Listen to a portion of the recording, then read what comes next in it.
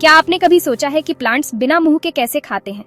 इसका राज छोटे छोटे हरे पावर हाउस में छिपा है, जिन्हें क्लोरोप्लास्ट्स कहते हैं। प्लांट्स और एल्गी सेल्स के अंदर के ये ऑर्गेनेल्स सिर्फ कलर नहीं देते, ये जिंदगी के इंजन हैं। क्लोरोप्लास्ट्स फोटोसिंथेसिस करते हैं, सूरज की रोशनी का इस्तेमाल करके खाना बनाते हैं और अर्थ पर लगभग हर फूड चेन का बेस बनाते हैं। आपको प्लांट्स के हरे पार्ट्स में क्लोरोप्लास्ट्स भरे मिलेंगे, खासकर पत्तों में, जो सोलर पैनल की तरह काम करते हैं। पॉन्ड, एल्गी और सीवीड भी क्लोरोप्लास्ट से भरे होते हैं। पानी के अंदर सूरज की रोशनी को एनर्जी में बदलते हैं। वो जो खाना बनाते हैं, ग्लूकोज, वो प्लांट को और उसे खाने वाले किसी भी एनिमल को, हमें भी पोषण देता है। एक बोनस के तौर पर क्लोरोप्लास्ट्स काम करते समय ऑक्सीजन छोड़ते हैं, जिससे हमारा एटमॉस्फेयर उस हवा से भर जाता है जो हम सांस लेते हैं।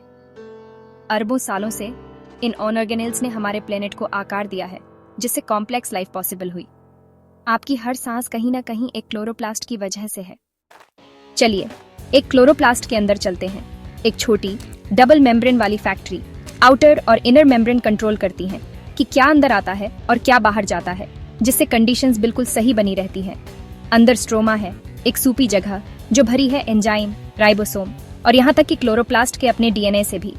यहीं पर फोटोसिंथेसिस का दूसरा पार्ट होता है, कार्बन डाइऑक्साइड से शुगर बनाना।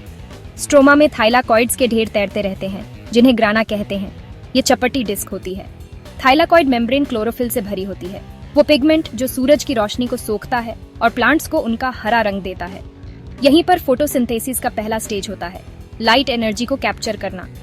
थाइलाकॉइड सिस्टम सरफेस एरिया को मैक्सिमाइज करता है, जिससे क्लोरोप्लास्ट एक सुपर एफिशिएंट सोलर पैनल बन जाता है।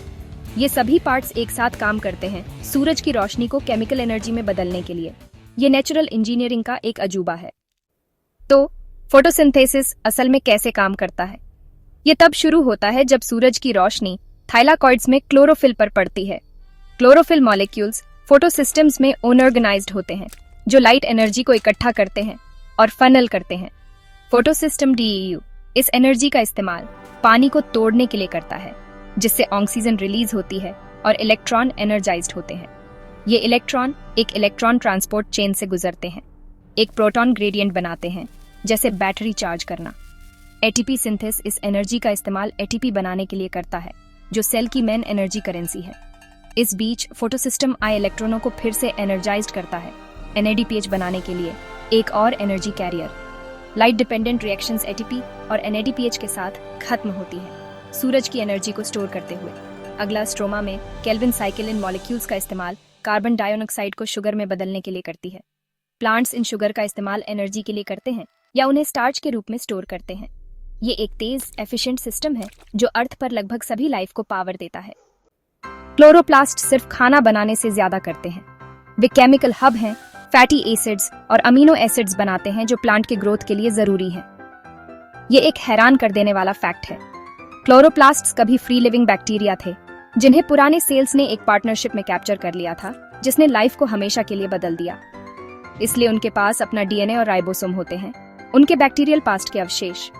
क्लोरोप्लास्ट्स प्लांट्स को एनवायरमेंटल स्ट्रेस को समझने और रिस्पॉन्ड करने में भी मदद करते हैं।